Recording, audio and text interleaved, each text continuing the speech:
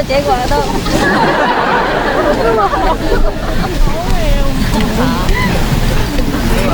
哎，吃它，吃它，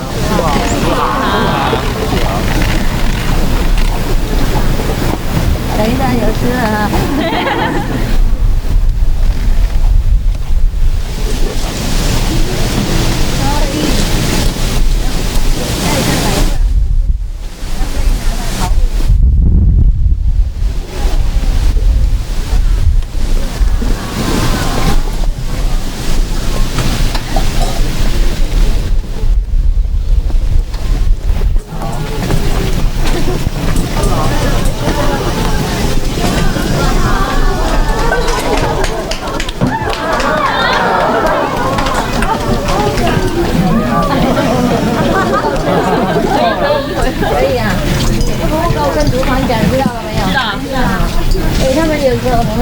吃小的也不好量啊，是修行的人要坦白嘛哈。对呀，吃饱就吃饱，吃不饱就吃不饱。这是馋，知道吗？哎呀，大概天气冷，吃太多了。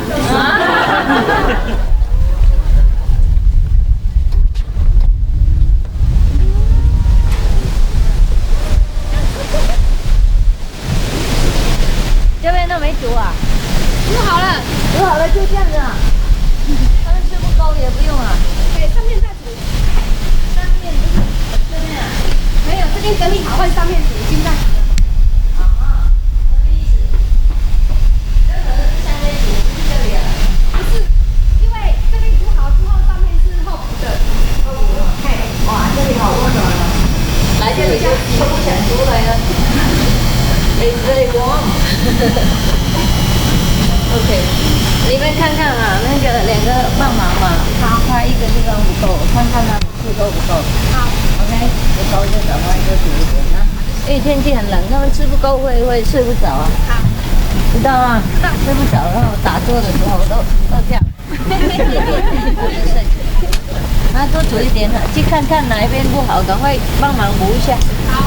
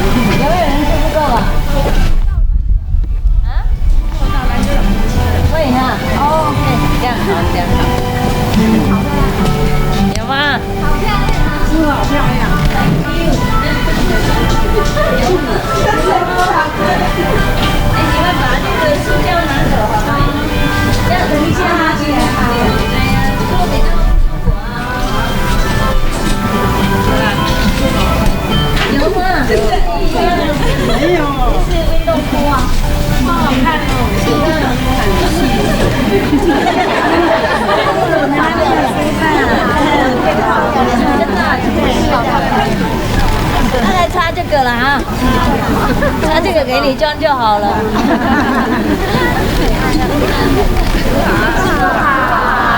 吃不饱去那边吃，知道吗？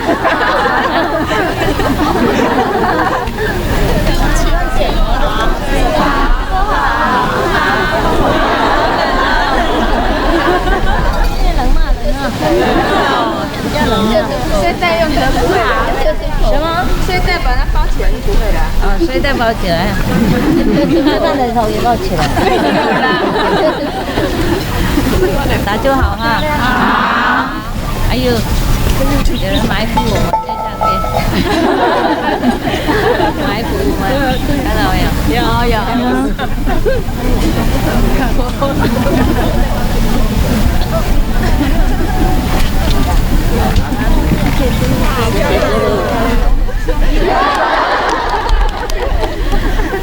比较冷嘛，不然你跟你们一样运动裤。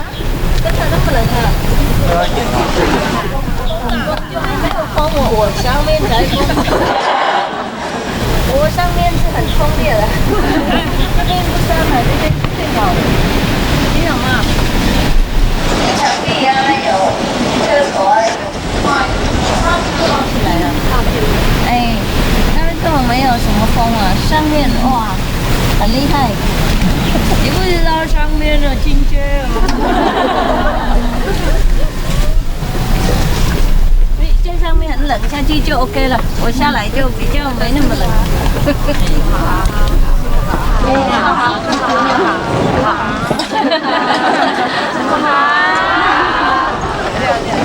See you later, OK？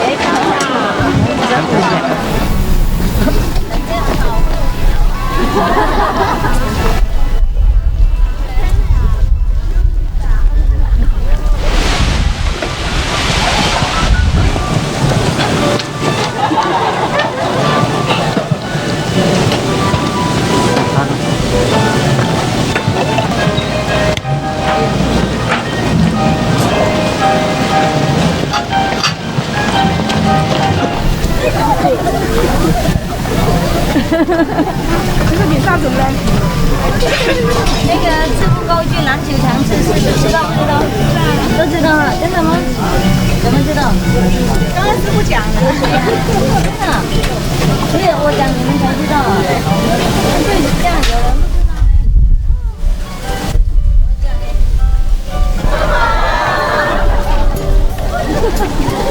有点寂寞，有点寂寞。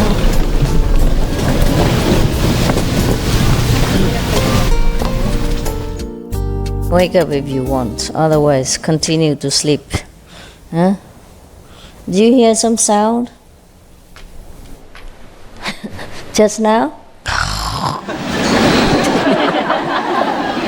Okay. Are there any more foreigners? Come sit up here. Any more who come from foreign country? Not Hoa Chao, huh? Not Hoa Chao. Only foreigners can come up here. There are still places. You want?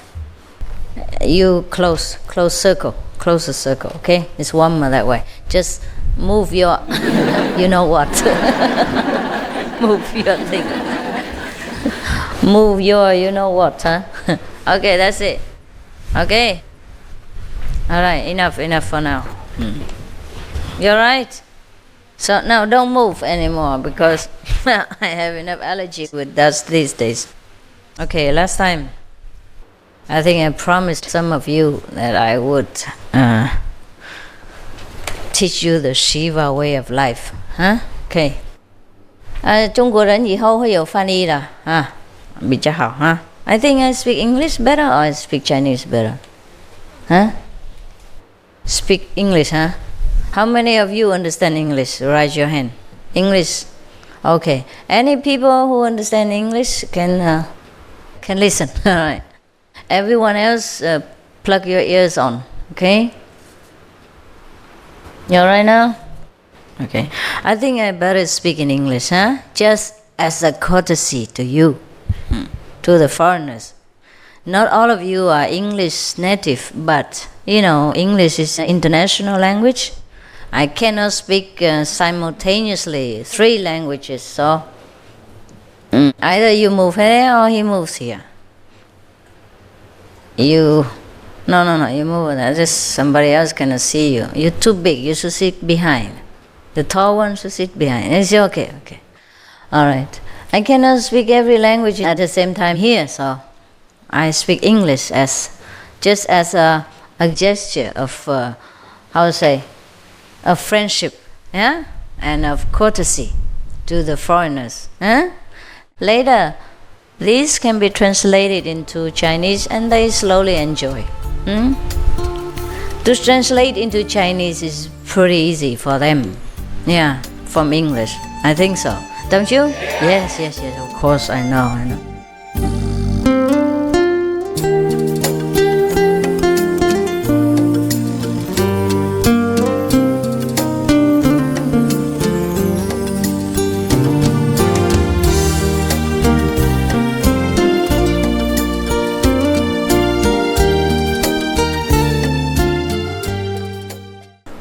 Okay, look here. You know about Shiva? Any one of you hear about Shiva? Yes. Yes? Can you talk louder? Yes. I cannot hear anything. What did you say? Yes. What? Yes. Okay. Yeah, exercise your lungs. Yeah? All right. It's pretty cold here today. That is the fact. Huh? And I hope you survive. You don't have hat? Hat? You don't need? Tough guy, huh? No, you don't have to take the hat off to listen to me. You listen with your ears only. Okay, now we have some hearing problem. Can you hear me? Yeah? Yes. I can't hear myself. I can, of course. We heard of Shiva, huh? The god of destruction of India.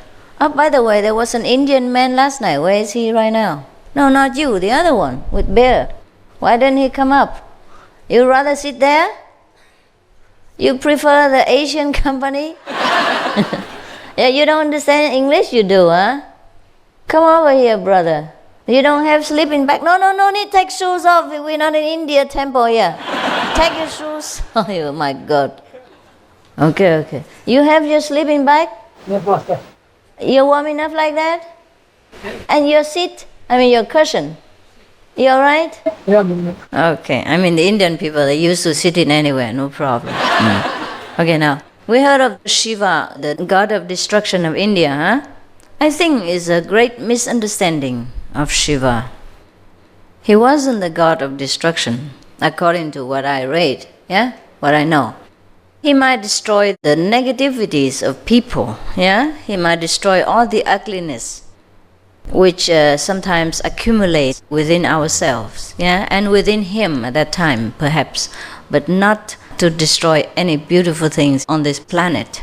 He's not a destroyer of goodness, virtues, and beauty, yeah? He's a destroyer of all that is undesirable, to clear the planet.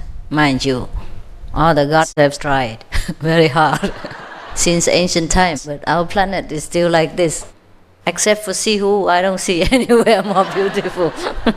So, I hope you know, yeah? Spread love and not garbage. And the poor old woman have to clean up after everybody all the time. Yeah, we have enough garbage to clear off, to clear away, What would you come in and cakes and candies and vegetables and noodles and all these wraps, of these have to be cleared up, and I seem to never have enough space here in this center. They always spread around. It's terrible. And it makes me very tired when I'm dragged down into the physical existence of garbage. It's very difficult for me to climb up again and to talk about things that are more noble, yeah, and purifying and more loving. That's why I hate garbage. And that's why I try to keep clearing them all the time. But sometimes, human nature, very, very difficult to cleanse. And that's what makes all the masters run into the Himalayas. Not the devils chase them, just the garbage of humankind. Yeah, so you see how strong it is, the garbage? The visible garbage is that strong already, not to talk about the invisible garbage that we like to keep in all the storerooms of our heart and the body parts. Okay, so forget about garbage. Now let's talk about something else better. I hope so. Omi tofu, bless me. Bless me. Bless me harder so that I have the inspiration and wisdom and courage to continue to live in this world and to do your job that you don't want to do. Okay, it's a deal? Shiva has a consort, you know? I don't know what this consort means to you. It means nothing to me. I don't have one. Perhaps it's a companion, huh? Or wife?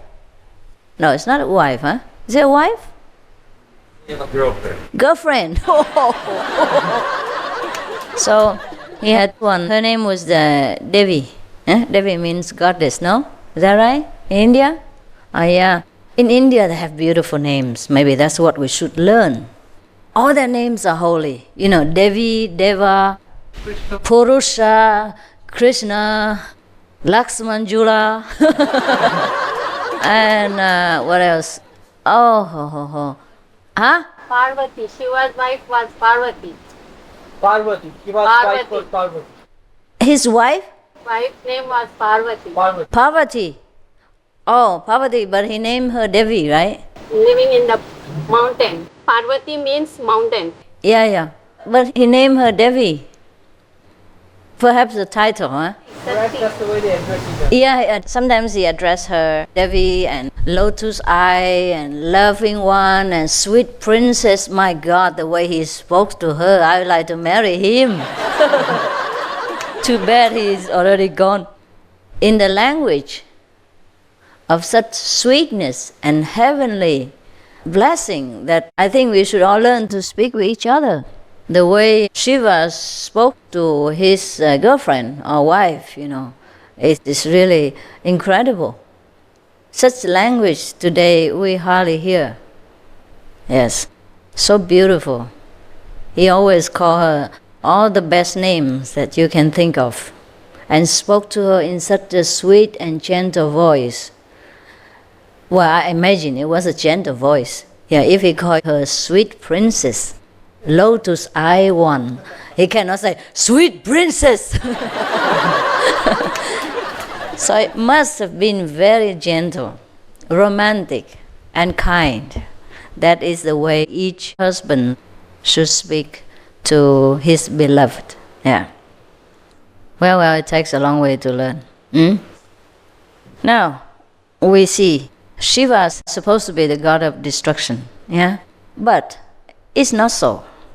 As I told you many times already, we have a lot of prejudice against something that is new. Shiva, perhaps he was a very liberal, spiritual leader of his time, too advanced for the people of his own generation to understand, and too liberal for the conservative Indians to bear.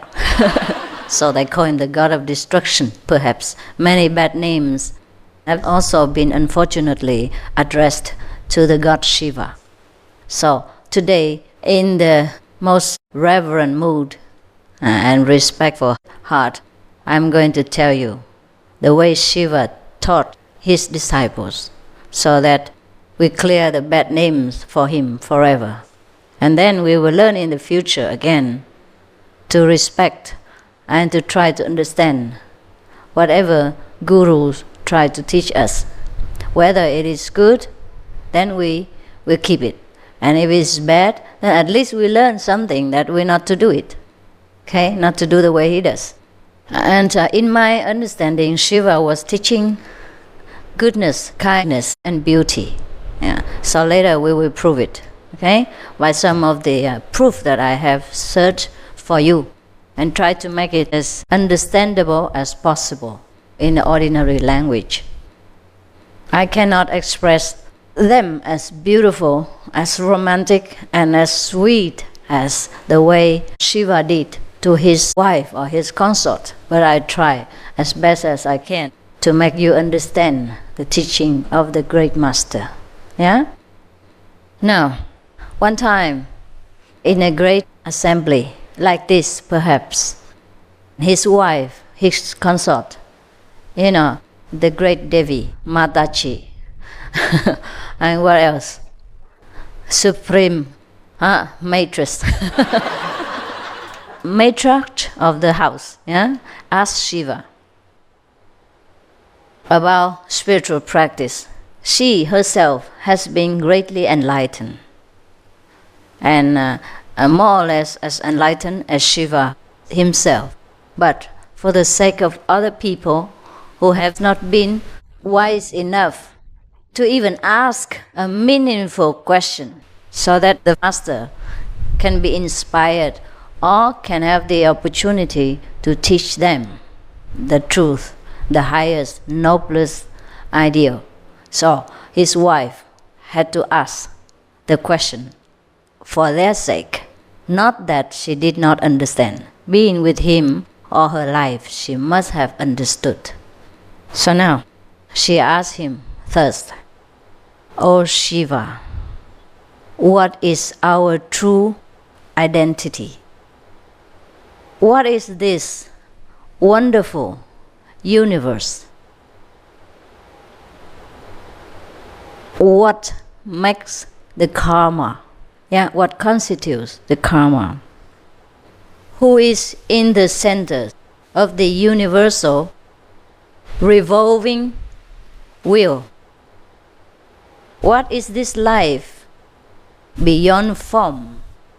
How many can understand the truth fully, above space and time, above names and definitions?" Wow, it's cool. So please explain, so let my doubts be cleared. What she meant was the doubt of other people, right? I want you to understand that Devi Parvati at that time was absolutely enlightened, just like her husband. Well, if we read their stories, we know, because just like the story of Kabir's wife, you remember? Yes, they were both enlightened saints. But as a true Hindu wife and goddess, she would never in a dream put her foot in front of her husband and let people know how great she is. It is enough that he is enlightened and is a teacher. She doesn't care to be the second one or the equal one. All the Hindu wives never in a dream do such things. Yes, they are very humble. They always stay behind and do whatever the husband told them to do. That's why, since ancient times, we have so few women masters.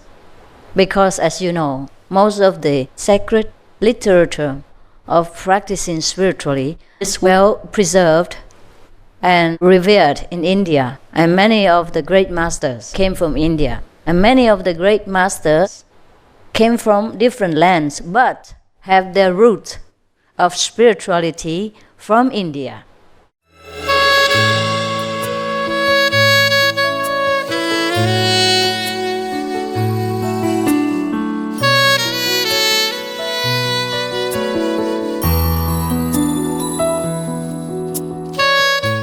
Son, peace is zeroing in. You are the peacemaker. Supreme Master Ching Hai's reply, God is. True conversation. True photograph, enlarged only, for easy to see image. But have you ever seen the sun with the rectangular rainbow around it?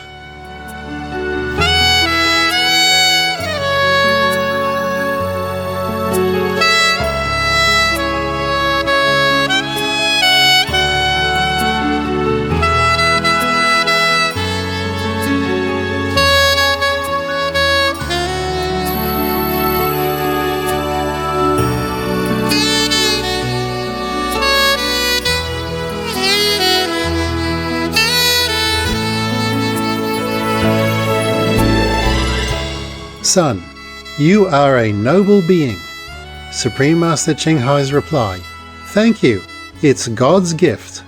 True conversation. No touched up photograph, presented as is here, enlarged only for clear image. Notice the white spots around the sun. That's some words from the graphic language of the sun beings. All appearances and words from the sun up to now are from the King of Sun. We feel very honored. Thank you, sir. Photography and caption notes by Supreme Master Ching Hai. Vegan, May 9th, 2026.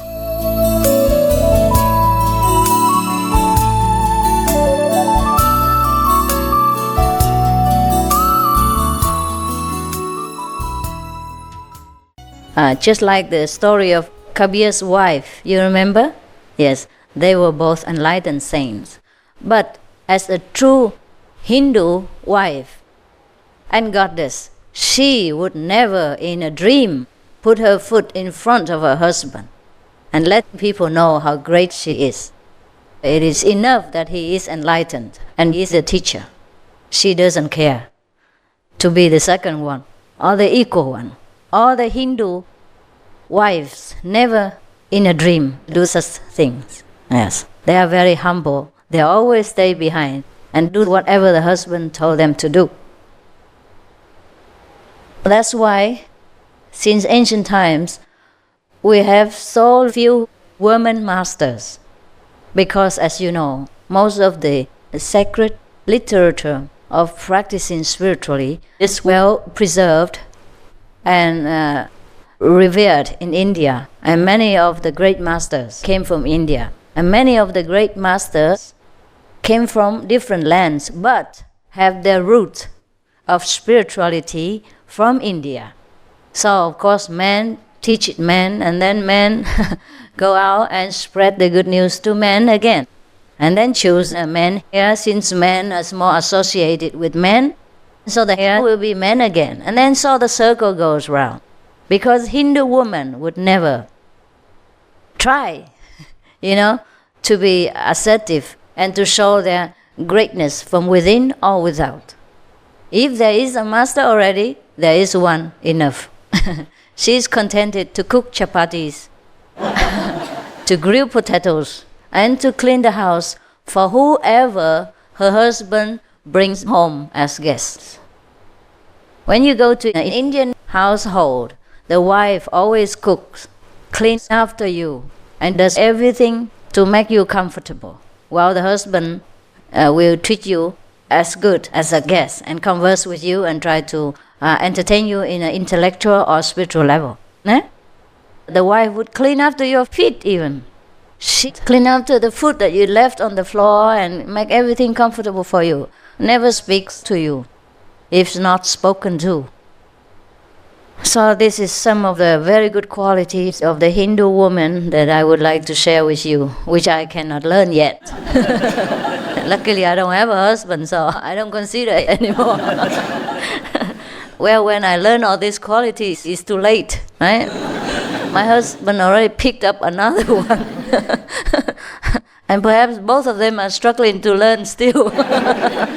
So it saved a lot of my problems and time. So now I can sit here and talk all kinds of universal to you.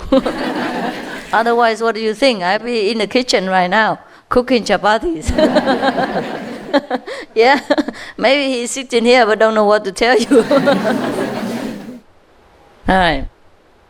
So now let's come back to the over 100 ways of practice. Okay. After Devi has asked this meaningful and deep question, Shiva lovingly replied.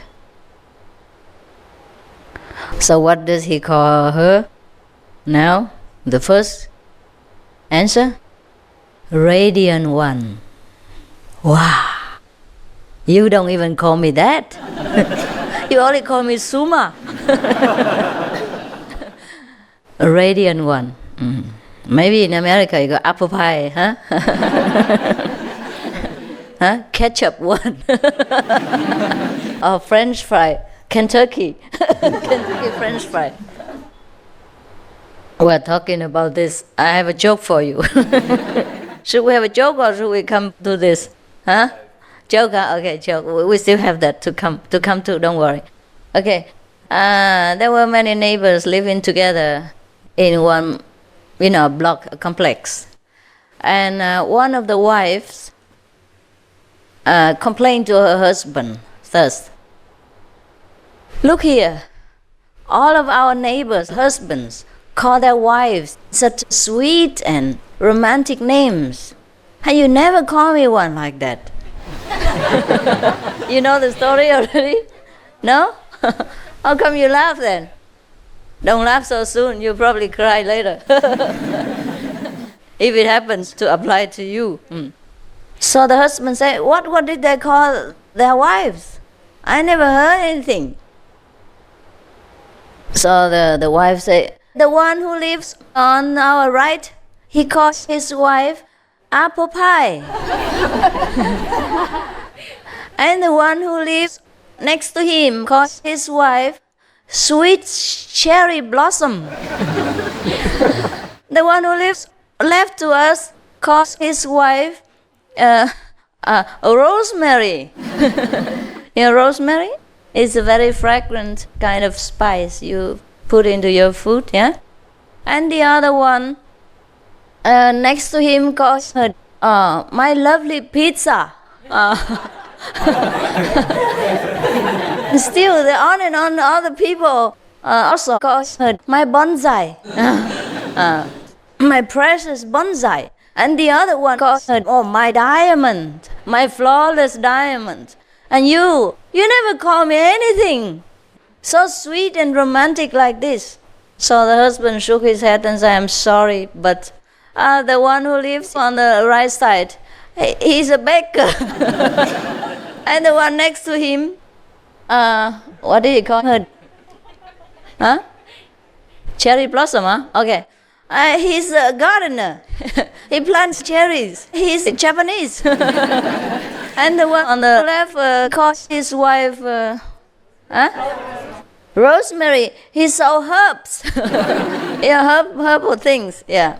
And the other one who calls his wife diamond because he's a jeweler. I'm a shoe repairer. I can't call you my broken shoe.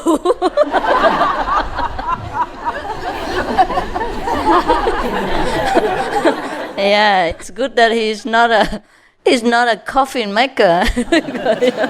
Huh? My solid coffin. You know, when they bury the dead in a solid coffin. So make sure not to force your husband too hard, okay? In case he's not in the right profession to give you the sweetest name that you desire. Now, but you can tell your husband to learn from Shiva, huh? The god of destruction. All right. Shiva was very liberal, you know, he wore snakes and all that around his arms, and he chose a man's genitals for a kind of a symbol of the universal reproductive force, yeah?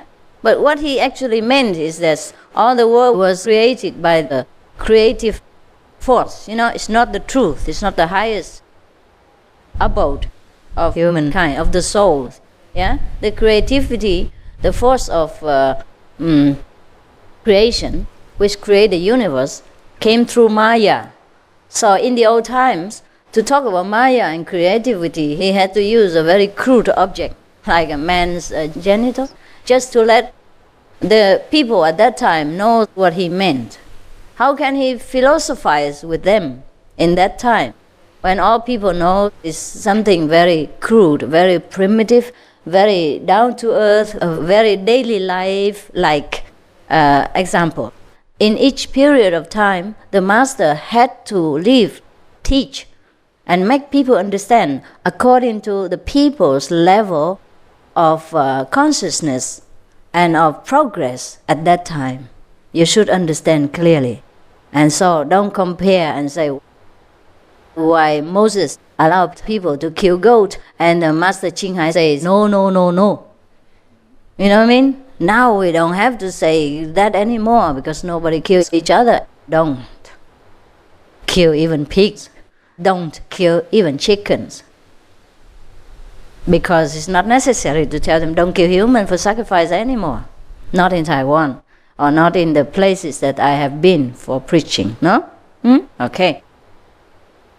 So now, the first answer Shiva gave to his wife, his companion, his lifelong companion is this.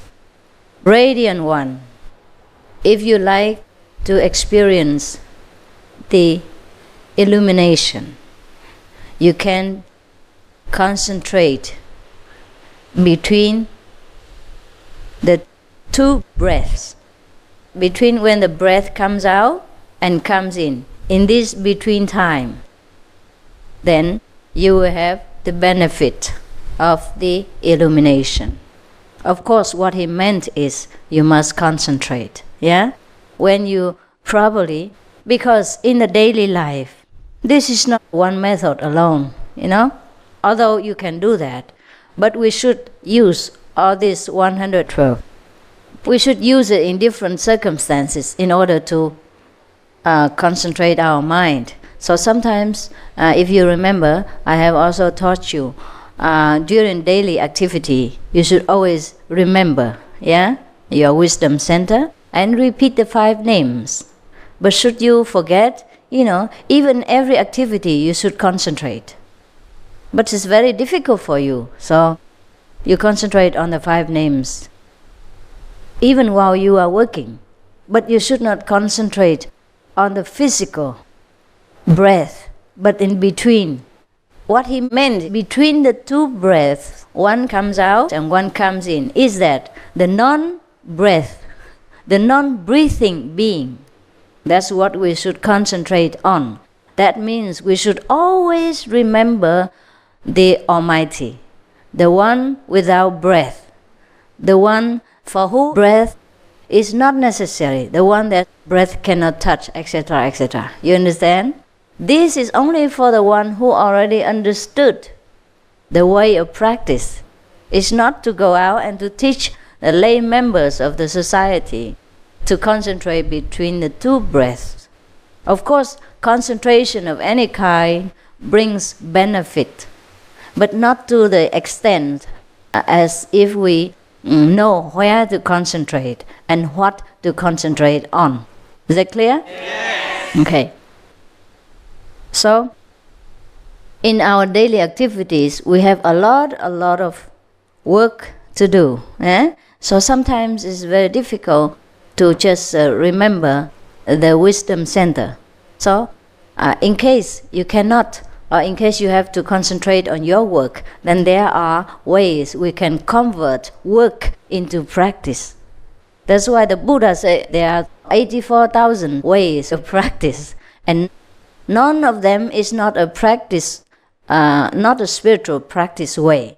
And here Shiva, to make it short, he can't just sit there and list 84,000 ways of Dharma practice. So he made 112. That should be enough for you and for us, for me. Okay. So what he means by between the breath is remember the non-being, the non-physical being. So when you remember, I tell you, don't concentrate on the breath, and do not pay attention to the physical sensation during initiation. You remember? Okay. So that is what he meant as well.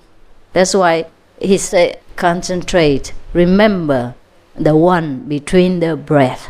Not that we concentrate between the breath only, continuously so. Because he was afraid, perhaps if he told you, I suppose, maybe I'm wrong, later we will know, And later maybe we read some more and then I will tell you more. Okay, there are a lot of things to read and we're only the first one yet. I'm afraid if you concentrate on the breath, you will make it like a rhythm. 1, 2, 3, 4, 5, 6, 7, 8, 9, 10. And later, suddenly, someday, you experience a state of non-breathing. And then you probably will know where to turn to for concentration. To go further than the breath rhythm. And then you get stuck there.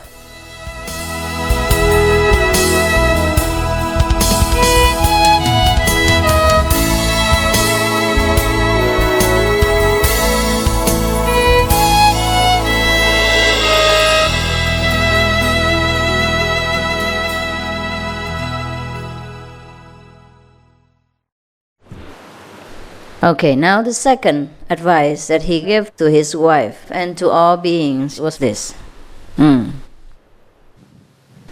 When the breath turns from down to up, meaning when you breathe out, yeah, and when you breathe in, you do not follow the breath, but when you breathe, for example, if you are an athlete, maybe you are just running or you do some errand and you have to run fast, then do not just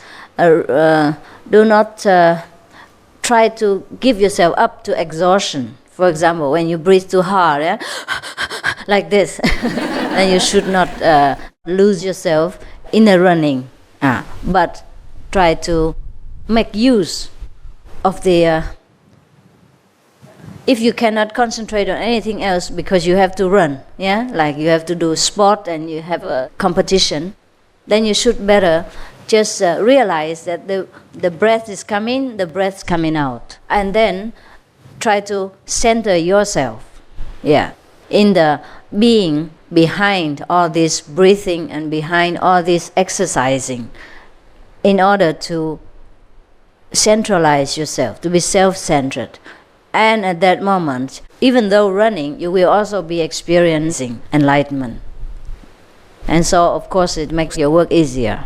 I hope I understood him and explained it correctly. If not, you can tell me later. If you know something better, you tell me, okay? The third one. You know what? When people translated Shiva's teaching, it's already confusing. Because the one who translated not necessarily did understand him. And then the one who translated before him even already made a mess. So many translations make more mess.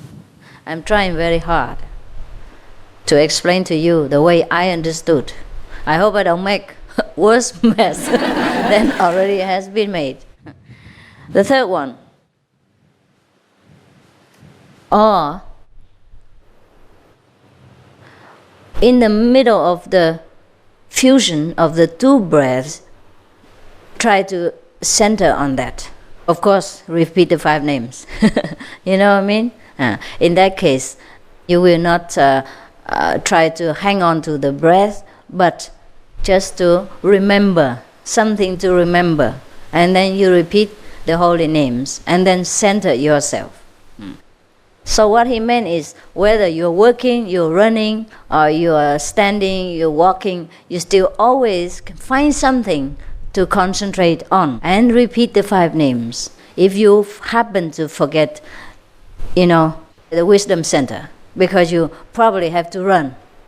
You have to run and you have to look at the road. If you concentrate too much on the wisdom eye, maybe you forgot to look at the road, and then you become the last of the competitors instead of the first prize. Because this person, when he translated, perhaps he overlooked what Shiva meant inside by telling him to remember, the breathless being, or the energyless, energy-filled, you know what I mean?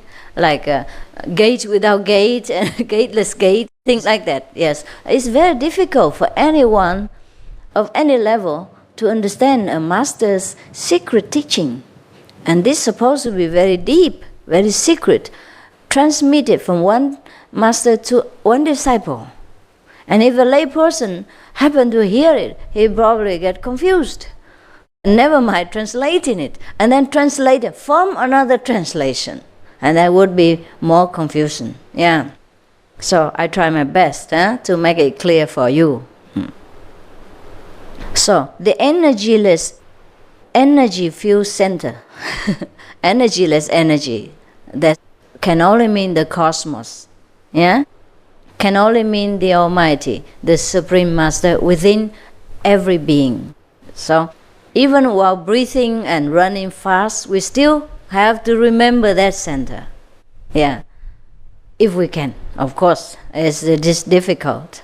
So people say, well, when I'm running, when I'm working, it's very difficult to remember. Okay, you don't have to remember the wisdom center, but you remember the wisdom being, the wise being, the being without, running, the being that is always still.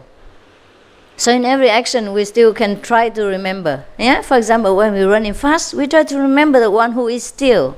That is our true self, our identity. For example, like that. That's what I understood. If I understood it wrong, well, please, the Indian, correct me. Is that correct, brothers? What do you think? My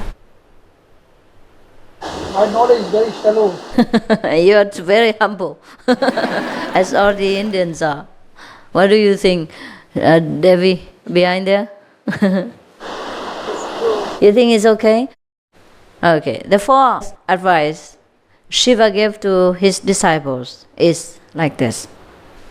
Also, when breath is all out, yeah, or all in, meaning when you breathe all out or when you inhale, just inhale enough in and stop at that time, in the middle of that. In such a universal pause, suddenly the small self, the physical self, vanishes. This is very easy at that time to realize the whole purity of the true self. That's what the translation is supposed to mean. Huh? There is the breathing coming and out when they join together, prana aprana. Prana. Prana aprana. No, it's in the between. Don't confuse people, okay? And don't speak Sanskrit here. I don't understand either. You with your Mahayana, Prana, Mahaprana and all that. Huh? You know that practice? Pranayam and all that? All right. So, in this, what he meant is, before you breathe out again, or before you breathe in. Oh my God. Okay, I breathe for you. That is the moment he meant. Or when before, or when all out. Yeah. Even in those instances, we have to remember the purity of our true being. He said, but it is very difficult.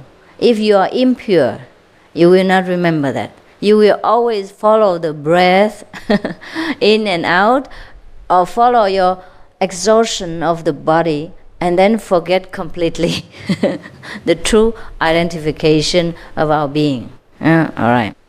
The fifth way to remember is that now, sometimes you forget, right? So you try to remember by considering your own essence as light, and it comes in,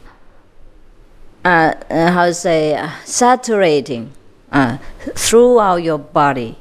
At that time, by remembering so, you will awake the liveliness within yourself, awaken the true life force within ourselves again. Of course, at that time, don't do the guan, because you can't. Yeah? So at least try to consider, to remember that you are the light. Remember the experience you have when you meditate on the light and you saw the light. So at that time, when you cannot meditate on the light, at least try to remember, to consider that you are the light. Yeah. Okay? That's what I understand. All the teaching here is just a way to try to defeat your mind's wandering tendency in everyday life. So in every situation, there are many ways to try to grip the mind back. You see, that's why he teaches the disciples so many ways to control the mind. Because if you let the mind free for 1 second, it will think of all kinds of garbage. Therefore, there are 112 ways to catch the mind every day. So if you use one after another, perhaps you always try to remember the holy essence of our true being. The sixth advice is that the space is between. Okay.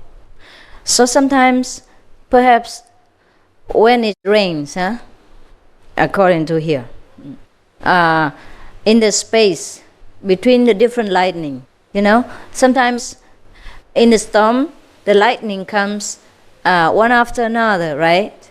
So in between that, feel yourself as such powerful as the lightning of the universe. Even in the rain, you can remember God. You can remember your own identity. That's perhaps what the Master meant.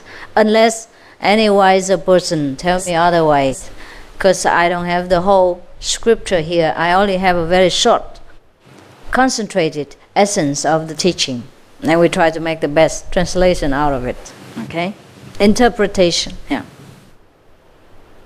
Now, continue further. He spoke to her sweetly again. Devi. He called her goddess. Yeah. Goddess. Imagine. You can also try to remember God or to be enlightened by imagining the Sanskrit letters.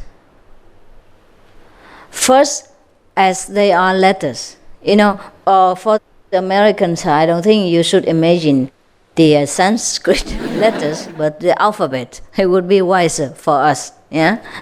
First, imagine them one by one as letters, as physical letters. But later, try to perceive more as sounds.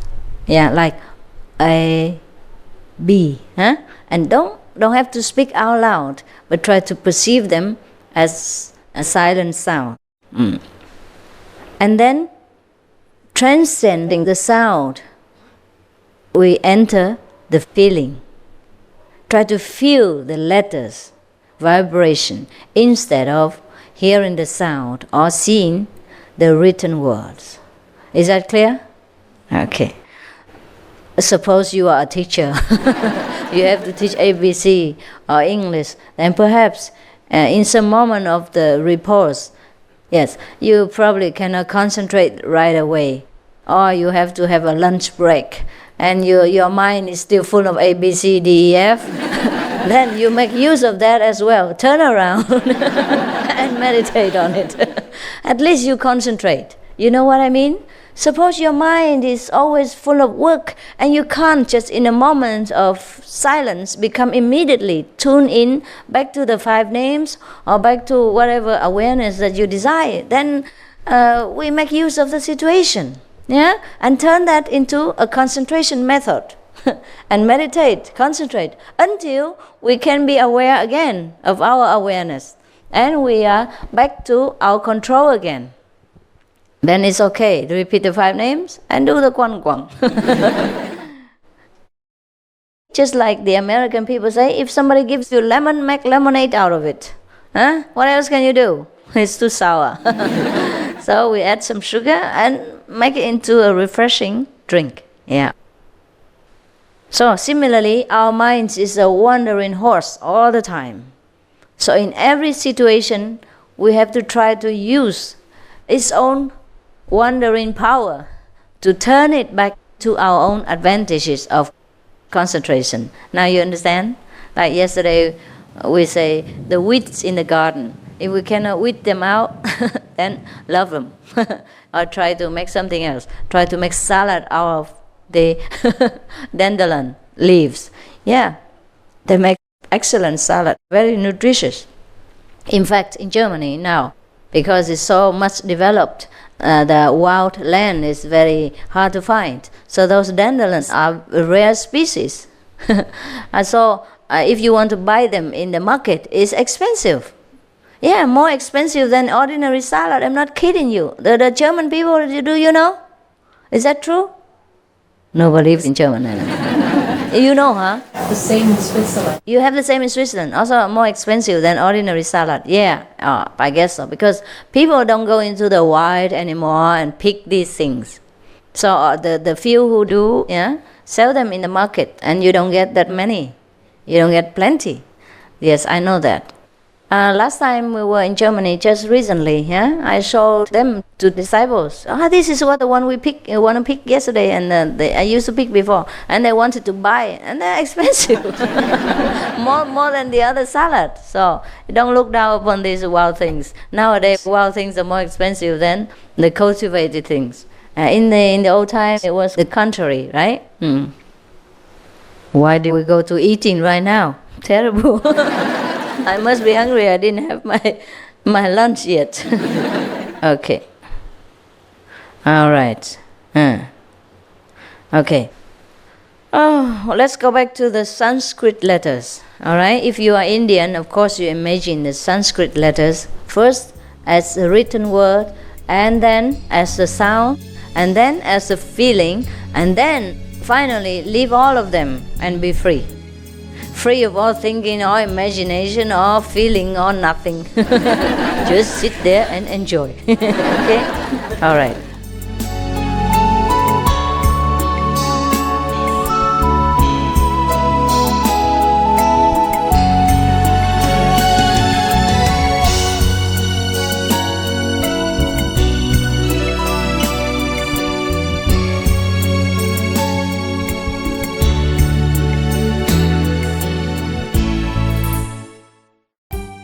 Now, number 8.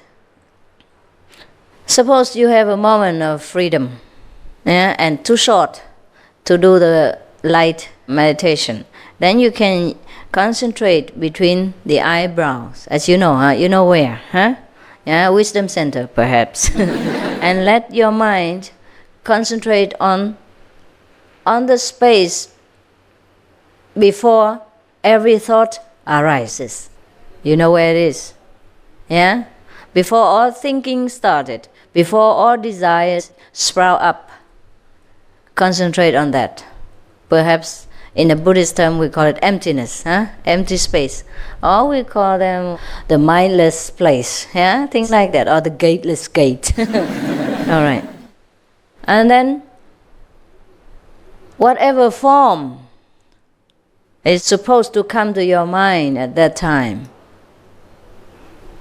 or maybe your own form, let it be filled with the universal life force. Imagine, maybe. And then you take a shower in this light, in this essence of the universe. Understand? Like you are taking a shower, but not the shower of water, but the shower of the universal light, of the universal blessing and illumination. So in every circumstance, we can always try to illuminate ourselves by using the circumstance, by using the busyness that we are at that moment, and be in the present time. That's the best situation. So in all the mundane activities, we can always practice. There's no need to say, I don't have time, I can't cross my legs and things like that. You can. Whenever you can, you do it. And whenever you cannot, you do it as you are working. Turn your work into meditation. Concentrate on the force behind all the works, behind all the running, behind all the activities. Then you will always find something to meditate upon. And there is always plenty of time.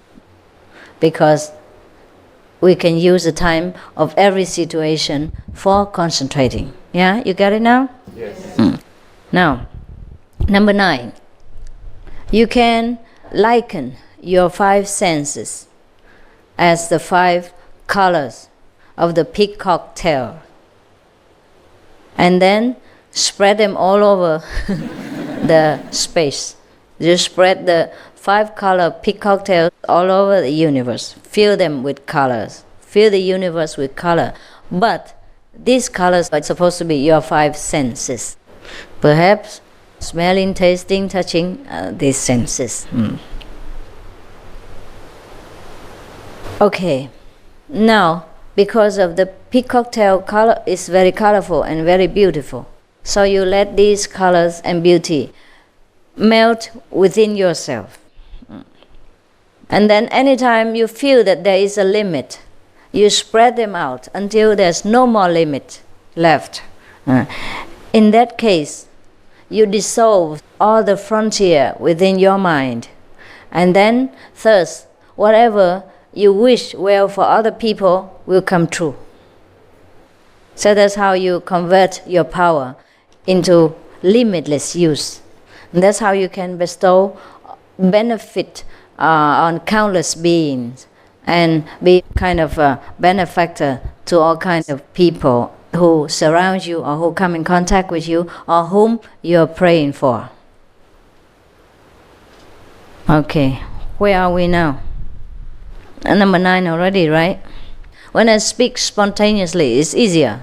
But when I have to concentrate on the meaning of the ancient wisdom, and I don't want to make mistake, and that is more intellectual, and it's very difficult. The use of intellectual talk is very difficult. Number 10.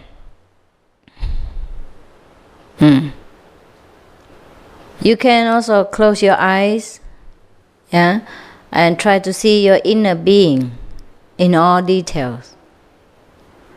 And thus, while you're concentrating on the inner being, then you will see your true nature. Try to understand if you can. If whatever the method you cannot use, just leave it. And number 11.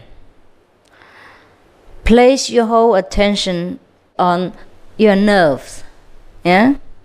And you should know that the nerves are so delicate as the thread of the lotus within the lotus itself. And thus, you will transform your physical being. What he meant is, if it's so difficult to control the mind and try to make him concentrate on such a delicate pattern, just as the nerves in our body, because you have never seen them before. So it is very difficult for the mind to imagine all these nerves, and it's good for him. It serves him well, so that he will have no time to wander around and do anything else. Suppose maybe for many people it is suitable for them to be complicated like that. Yes, because not all beings are alike. Not all people are the same. So if for everybody to try to concentrate, he probably use a different kind of concentration, a different situation. In the Himalaya, perhaps you don't need all these complications. You only look at the snow, and then you freeze. You freeze in time and space. And the mind cannot run anywhere else, because after a while, he's used to emptiness, whiteness, and of the emptiness of the mountain. There's nothing there for him to fancy. After some time, perhaps all the desires, all the habitual patterns that recorded in the mind will be exhausted, empty. And then he doesn't fill it back in with newspapers or television or bad movies. Then it stays at least half empty. That's why many masters favor the Himalayas or the desert. Yes, I stay in the desert myself too. It was beautiful for some time, maybe 2 weeks. Until one day it was very cold and I nearly collapsed. And I had to run back to the house, into the city. Not the city, but another place. It's a house. Because in the desert where I stayed, there was no house, no water, no electricity. There is water, but we have to go and fetch, very far away, about 2 kilometers or something. It's not directly from the tap like that. And there's nothing in that desert. Only dry shrubs here and there, and mouse. And, we have rabbits. The desert rabbit is so small, you can't imagine. You would thought it's a mouse. Yeah, pretty small, but looks like a rabbit. Yes. Just like me, I look small, but I'm a human being. Perhaps there's not much to eat in the desert, so the rabbits become smaller, smaller, and smaller. Yeah. So now let's see what else. Number 12. Closing the 7 openings of the head with your hands. And then the space between your eyes will become all-inclusive. You know what that means already, don't you? All this boils down to the wisdom center. Different way of, talking about it. Just like I talk so many things, but it boils down always to the Guanyin method. I go to make different lectures, different tempting dishes, but only after at the end I give them only one, the Guanyin method and the light. Okay, now number 13. These are for the people who probably cannot concentrate well, so using different kinds of helping tools, Just like sometimes people write to me and say, wow, it's very difficult for them to concentrate on the light. So I say, well, scratch your wisdom eye a little bit, or just touch it with a fingernail, or a pin if you can bear it. But don't make yourself bleed. Don't bleed from here, okay? Just touch it so that you remember. That's one of the methods, right? Or sometimes somebody, Shiva doesn't say it here, but I have many more methods than this. For example, when I walk around the meditation hall and I see some people just sit there and deep in samadhi with the head, with the head turning here and there all the time. And then I just pat them on the crown chakra. And then back he concentrates again. But that method Shiva did not write here. I'll tell him. He has to modernize more than that. Because in the old time, perhaps people didn't sleep so much like these times. And in this time, people have, air condition and heating system. So it's very comfortable. So people tend to be too comfortable. So we have to use many more methods. So number 13 is if you cannot concentrate while meditating, perhaps, then you can touch your eyeballs lightly, light as a feather. And then maybe at that time you will see the light. I think so. I think you should rub your eyes more likely because you always sleep. If you touch as a feather, I think you could not even move. You rub with your gloves and everything. What he said was for the old time people. But nevertheless, you may try, if you cannot concentrate, the effort that you use with your fingers to touch your eyeballs as light as a feather.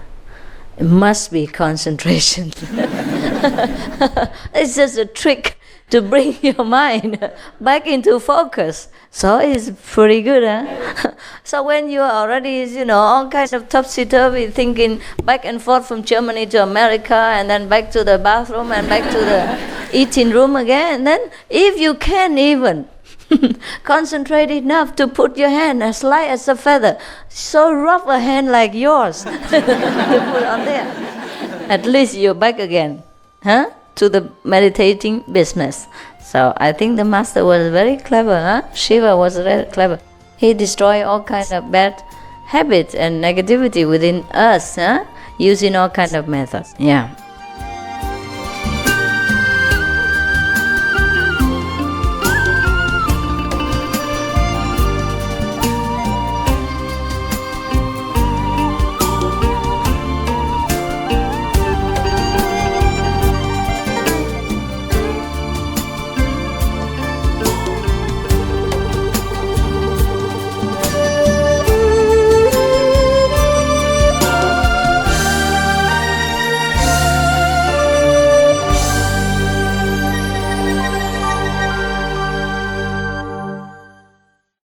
Now, number 14.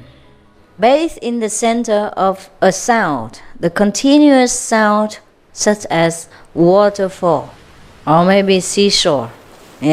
Or if you cannot, because sometimes in the public, then you cannot do the Guanyin. Then if you are at the seaside, perhaps you bathe yourself in the sound of the universe, of the nature Like when you are next to the Niagara Falls, then you concentrate on the sound until you merge within the essence behind the waterfall, behind nature. There is the force behind all trees and waters and rivers and rocks and mountains. Then you concentrate behind that. By hearing the sound of the waterfall and concentrating on the force behind that, you will merge within the cosmos again. Or if not, if you can, then do the Guanyin. He says so. Well, he described it in detail, but I won't say it here. You know already, so I don't have to tell you how to do it. Or do the Guanyin and hear the sound of all sounds. You know now what that is, okay? Well, I can show it to you what he says, but don't let the other people know.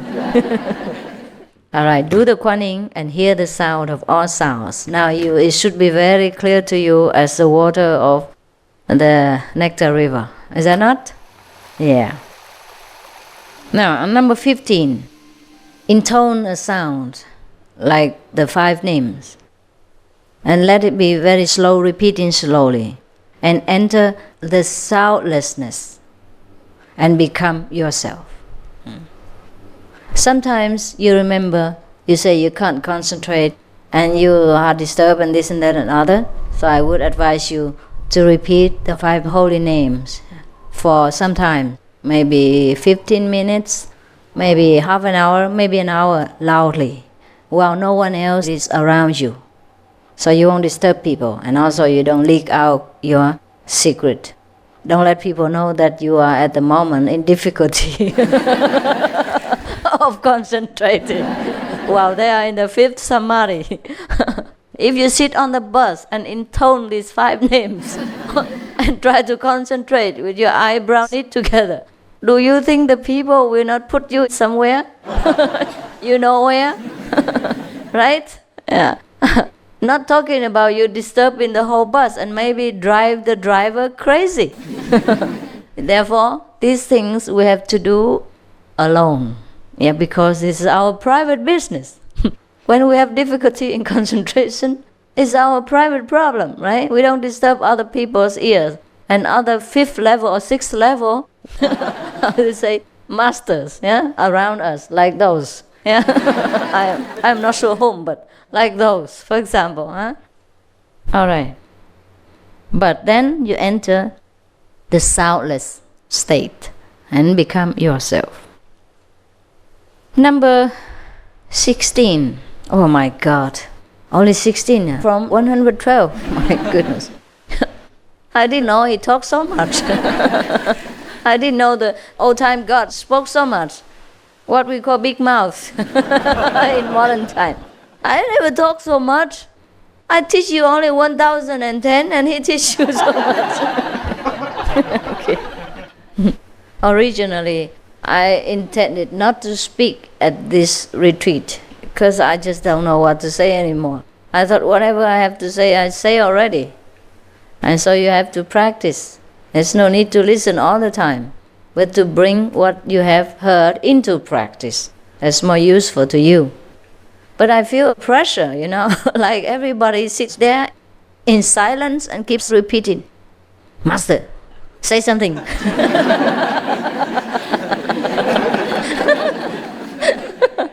Master, speak up. Master, it's time. Lecture time or not? Oh, and I feel such tremendous pressure, you know.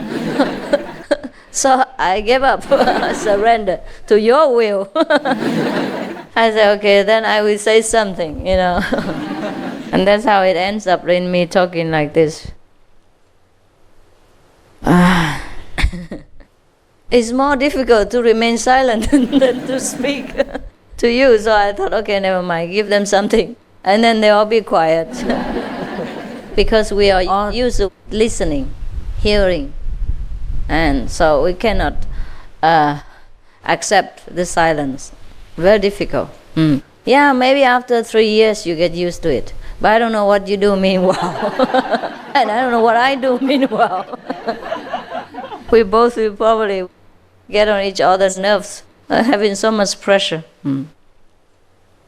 Like the 4 monks who vowed to have a silent retreat for 7 days.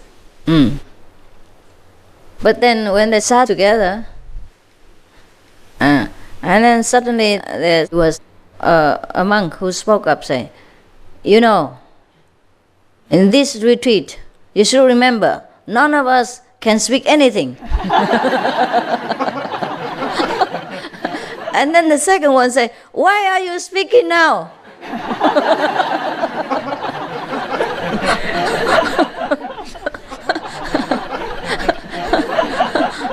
And the third one say, my God, you both broke the precept. And the fourth one say, I never said anything.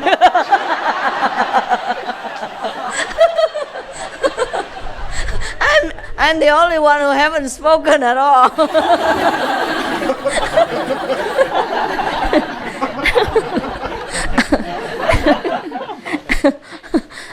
All right. I'm also the only one who never spoke yet. Okay. Suppose it's difficult for you to concentrate again. You may choose any letter, yeah, and try to follow through with the beginning and the gradual refinement of the sound of that letter, and then be awake. Yeah. Perhaps when you're sleeping, and then try to awaken yourself. It's very difficult.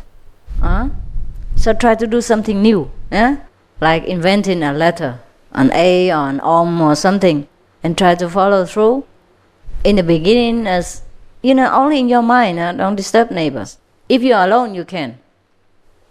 When you follow through with first very crude sound of the letter, by spelling it out in your mind or loudly, and later finally refine it until silence.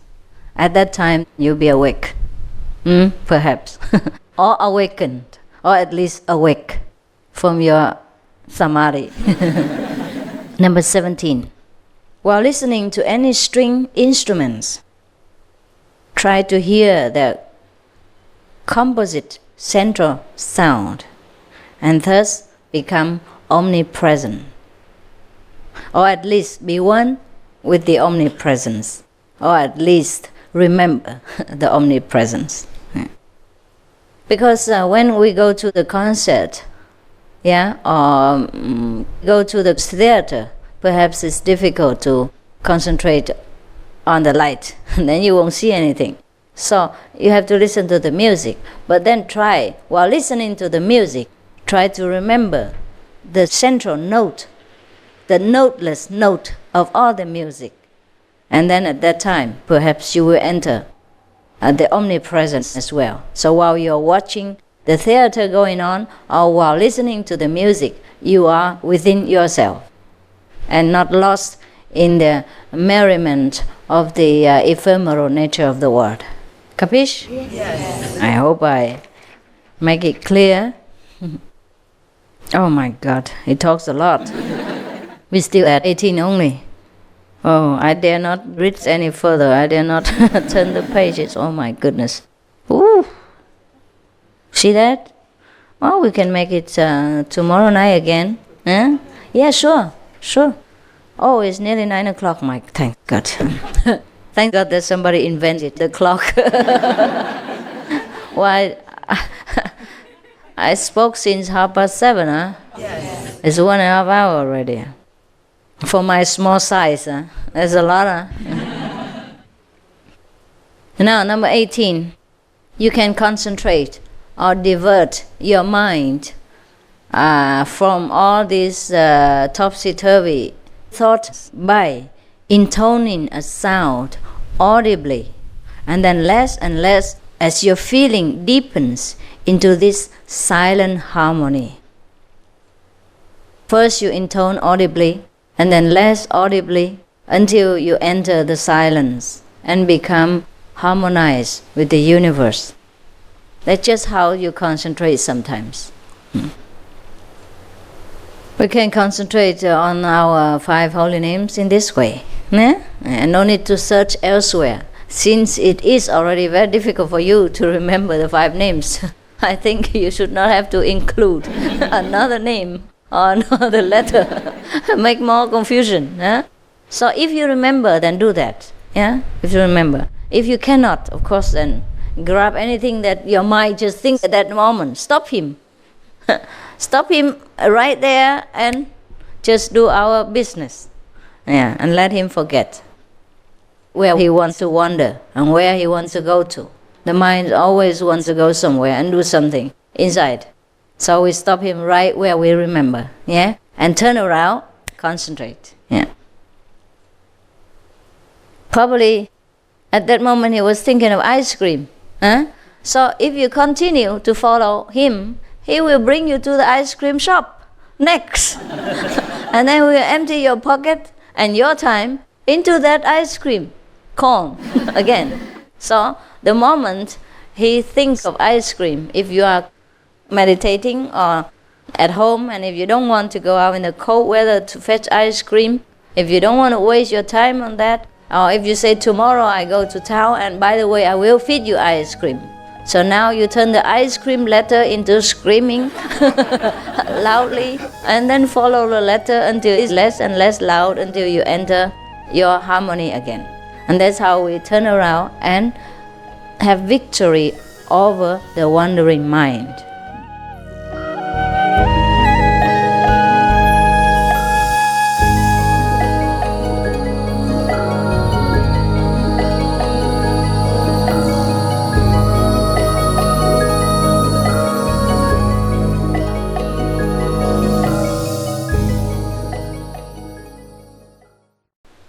Number 19. I speak until 9 o'clock, okay? Now you watch for me. 5 minutes and I stop that right there, okay? Number 19. You can also concentrate by imagining the spirit simultaneously within and around you until the entire universe becomes spiritualized. Wow, that's difficult or not? Can do, huh? Huh? Can do. Try. Sometimes when you meditate, you cannot have your mind settle down so quickly. Then just fantasize for a while. Yeah? Imagine that the Master is around you. Yeah?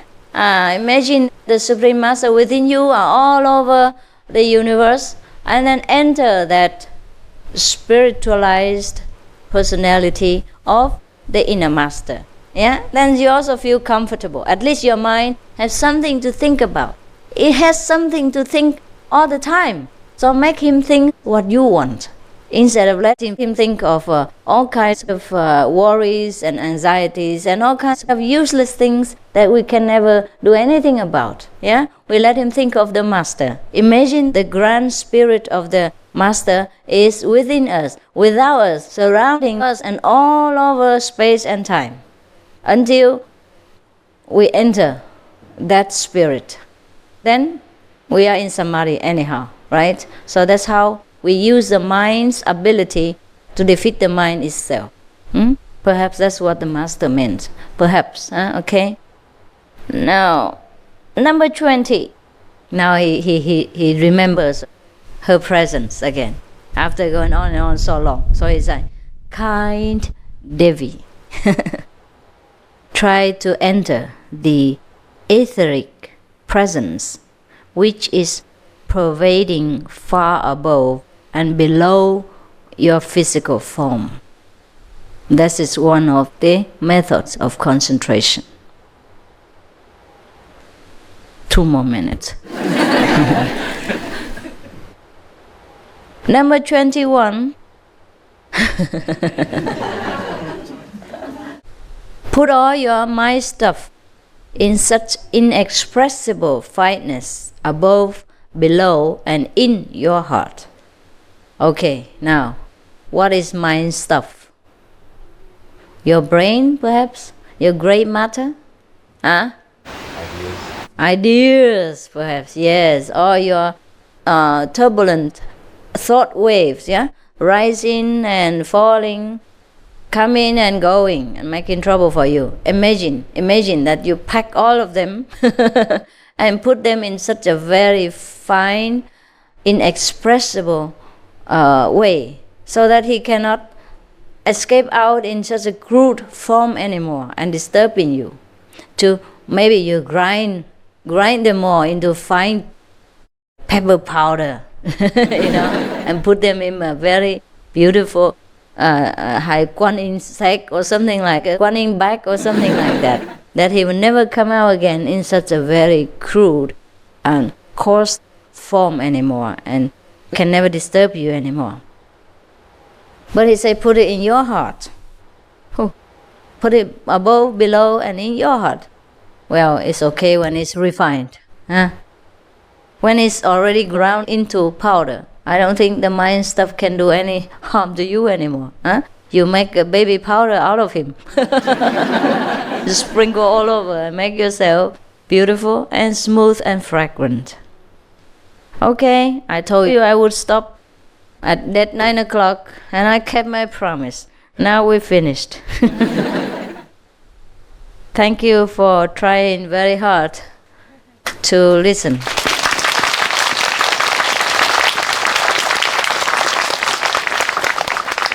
Many of you still stay tomorrow, right? Okay. All the foreigners stay, right? Yes. Anyone who go tomorrow? Okay, then. After the retreat's over, I always treat you with the bedtime story every night, mostly. So maybe we'll continue many nights later, if you stay, okay? And then they will be translated into different languages maybe after I die, who knows? But we still have time, to finish all this. I will finish somehow. Since I started it, I probably finish before I die. Otherwise, if I have to come back again for all this, don't know. All right, I wish you very pleasant dreams, and see you tomorrow. Any questions? Last question? No, What? Can we meditate here tonight? Why? You meditate, Because tomorrow is the last day of the retreat. Then you meditate in your tent, okay? People have to clean up after your mess and wash around here. You can't sit here all day, all night. Sorry, okay? We have to do some cleaning and all that. You think you don't bring any dirt here? You do.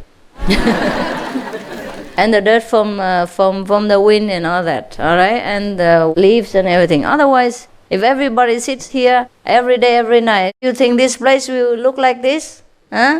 Already the wind turned my cloth upside down. No, go to your tent and meditate if you have to.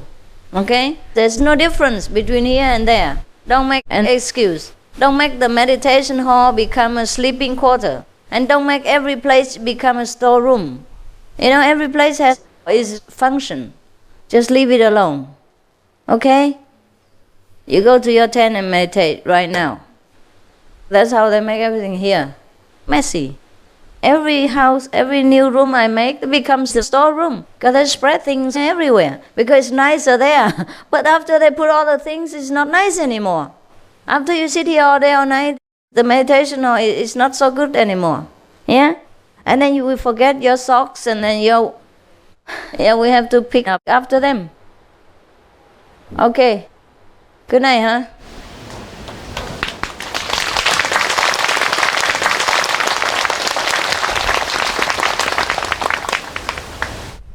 If emergency, any kind of emergency, then we can use anywhere as we have to.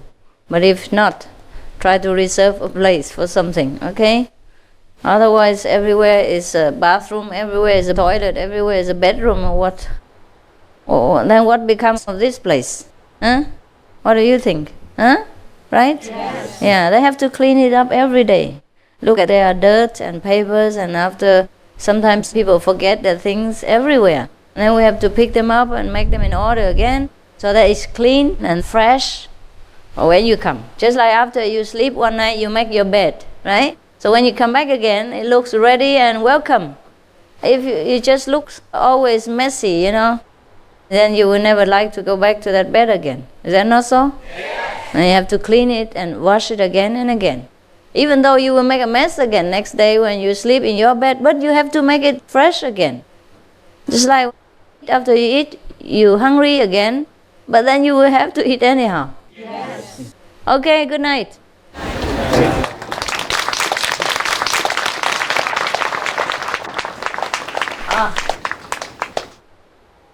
Not having gone to. Oh, chicken. I don't need this. I don't need all this. All right. I put this on so that I'm warm. Like the children who go to school. Huh? Like children who go to school, huh? I didn't listen to me. Good, huh? Okay. Good? Yeah.